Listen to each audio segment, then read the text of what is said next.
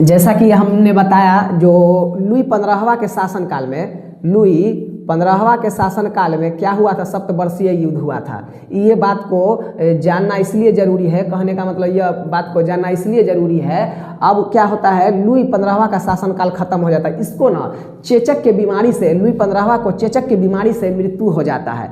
ठीक, उसके बाद अब हम समझते हैं, अब इसका शासनकाल आता है, अब किसका शासनकाल आता है, लुई 16वां का शासनकाल आता है। ठीक, उसके बारे में हम समझते हैं, इसका शासनकाल कब से कब तक था, तो इसका शासनकाल था आपका ये 1774 से लेकर के 1792 तक इसका शासनकाल था। अब इसके बारे में हम समझते हैं। पहले हम जान चुके हैं कि लुई 15वां है ना, ये लगभग 7 लिबरे कर्ज में डूबा हुआ है, 7 लिबरे कर्ज में डूबा हुआ है। और ये उसके बाद इसका बेटा आता है, इसके बेटा आता है लुई 16वां आता है। अब इसके बारे में जानते हैं, थोड़ा डिटेल जान लेते हैं। इसका जन्म हुआ है आपका कहाँ हुआ है, तो वर्साय में, वर्साय में, पोलैंड की राजधानी वर्साय है। और इसकी पत्नी है मेरी अंतुएनेट, जो ऑस्ट्रिया की राजकुमारी है।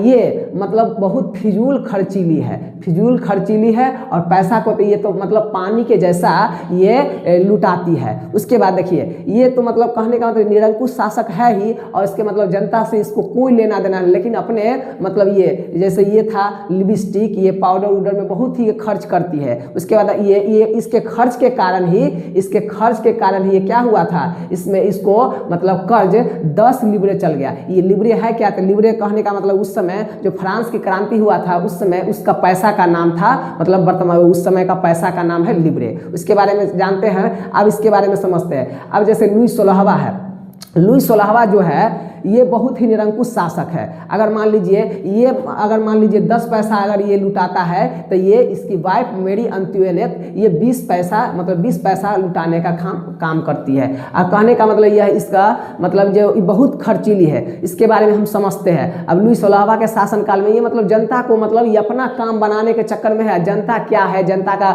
मतलब क्या होना चाहिए, समय समय पर नीति बनाना, ये सब मतलब कुछ भी इनको ध्यान नहीं। ठीक ना, उसके बारे में इसके बारे में हम समझते हैं। जो ये मतलब जैसे एक बात की बात है, जो लुई 16वां, अब इसी समय कहने का मतलब इसके समय में ना पढ़ाई पे ध्यान दिया जा रहा है, बच्चे लोग को पढ़ाया नहीं जाना, सामाजिक तौर तरीका यहाँ का सही नहीं है। ठीक है, इसके बाद देखिए, इसका जब हुआ था ना, इसका जब बेटा हुआ था, तो इसका बेटा में ना मतलब लगभग कहने का मतलब यह है 60 गो नौकरानी मतलब इसको मतलब बच्चा को खिलाने के लिए मतलब हंसाने के लिए इसके आगे पीछे घूमता। अगर किसी से मतलब किसी नौकरानी से अगर बच्चा हंस देता, तो इसको मतलब क्या गिफ्ट देता, सुनहरा मतलब अच्छा गिफ्ट देता। तो बच्चा के खिलाने में ये बताइए, बच्चा के खिलाने में ही ये मतलब 60 गो नौकर रखता है। बताइए अपना मतलब फरमाइशी के लिए क्या क्या करता, अपना सुख के लिए ये क्या क्या करता। तो इसी के कारण बस ये मतलब इसका जो पापा थे लुई 15वां, जो मतलब 7 लिबरे फ्रांस यूएसए में मतलब यूएसए इसको कर्ज दिया था। अब ये क्या किया, इससे कर्जा मांगने लगा, किससे, तो लुई 16वां से कर्जा मांगने लगा। तो कहने का मतलब यह है, अब हम समझते हैं।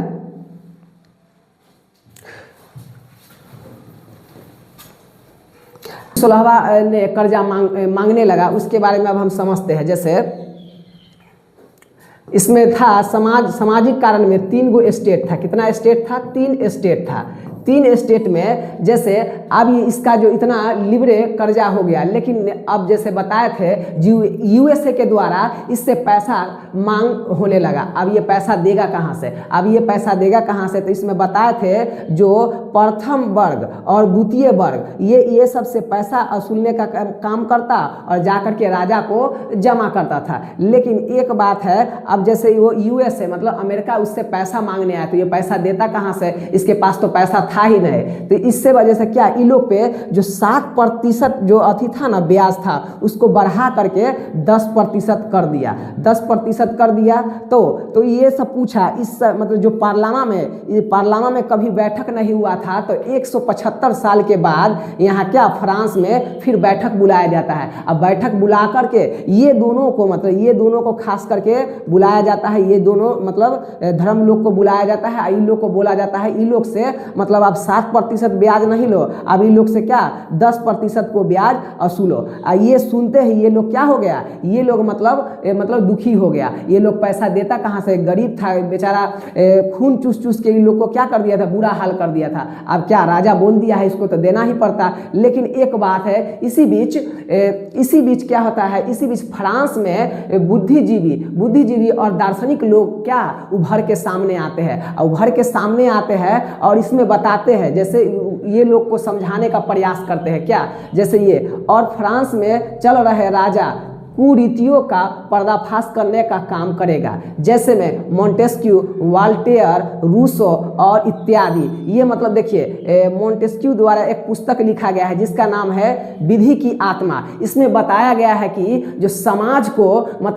कैसे शासन करना चाहिए राजा के प्रति, मतलब राजा जो समाज को कैसे चलाना चाहिए उसको, और कैसे जनता के साथ व्यवहार करना चाहिए। तो इससे क्या है, इससे अनुभव हो करके इसको जागरूक करने का काम कौन किया, तृतीय स्टेट को जागरूक करने का काम यही सब विद्वान महापुरुषों ने किया। इससे इसका पुस्तक पढ़ा नहीं, मान लीजिए ये सब तो अनपढ़ था, लेकिन ये लोग पढ़ नहीं पाते थे, तो ये क्या, ये कहानी के तौर पे इन लोग को सुनाते थे। जो पढ़े लिखे, इसमें से सब अनपढ़ तो नहीं था, इसमें जो पढ़े लिखे व्यक्ति था ये क्या करता था, इन लोग को सुनाता था, बताइए ऐसा होता है, जो राजा का काम कैसा है, क्या है, ठीक ना, तो इसके बारे में ये बताता। उसके बाद दूसरा व्यक्ति भी था जिसका नाम है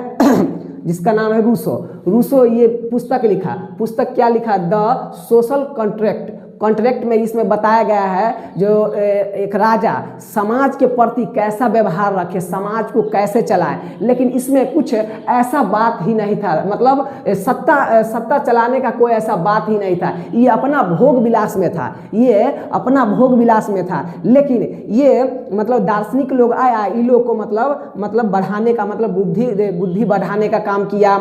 कैसे तुम लोग बताओ, ये राजा है, अपने खुशी में मगन है, तुम लोग का कोई ध्यान नहीं है। एक तो ये था जो बताइए, एक तो पहले ये कर्ज में था और उससे पहले कर्ज में था और उसको आपको कर्ज चुकाना होगा। आप बताइए, ये दोनों के स्टेट को नहीं बढ़ाया कर्ज और आप लोग को क्या कर दिया, इसको कर्ज बढ़ा दिया, आप लोग को देना ही पड़ेगा। तो ये जो बुद्धिजीवी लोग था वो लोग समझ रहे थे और यही से आंदोलन भड़कने का काम हुआ। तो ये इसमें एग्जाम के पर्पज से पूछ सकता है। उसके बाद ये लोग क्या कर दिए, जा करके और आंदोलन करके और 1789 की क्रांति फ्रांस में स्टार्ट हुआ। और ये राजा और रानी को क्या किया, ये राजा और रानी को मार दिया गया, गिलोटिन से काट करके इसको मार दिया गया। और ये दोनों को काट करके फ्रांस की क्रांति हो रहा था। उस समय ये फ्रांस का सेनापति कौन था, तो फ्रांस का ये सेनापति आपका ये नेपोलियन बोनापार्ट था। उस समय ये अच्छा खासा भूमिका निभाया था फ्रांस की क्रांति में। अब बताए जो ये इसमें लुई 16वां और मेरी अंत्योनेट को इसमें मार दिया गया। अब इससे आगे अब इसमें अब ये राजा का पद तो खाली हो गया, और इसमें निरंकुशता खत्म हो गया। अब उसके बाद यहाँ पे नेपोलियन का उदय होता है। उसके बारे में हम जानते हैं, नेपोलियन का उदय कब से कब है, तो 1804 से लेकर के 1815 तक। इसके परिचय थोड़ा इसके बारे में हम जान लेते हैं, क्योंकि फ्रांस के लुई 16वां के बाद फ्रांस में राजा बनने का चांस इसी का है, इसलिए इसके बारे में हम थोड़ा जान लेते हैं। इससे एग्जाम में क्वेश्चन भी बनता है।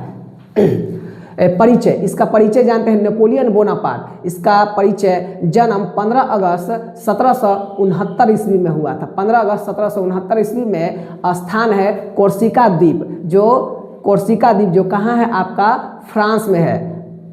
उसके बाद इनका पिता का नाम है कार्लो बोनापार्ट, माता का नाम है मोरिया लिटेजिया। उसके बाद अब बचपन के नाम जानते हैं इसका, नेपोलियन दी बोनापार्ट। ये धर्म कौन सा धर्म है, तो ये धर्म कैथोलिक धर्म है।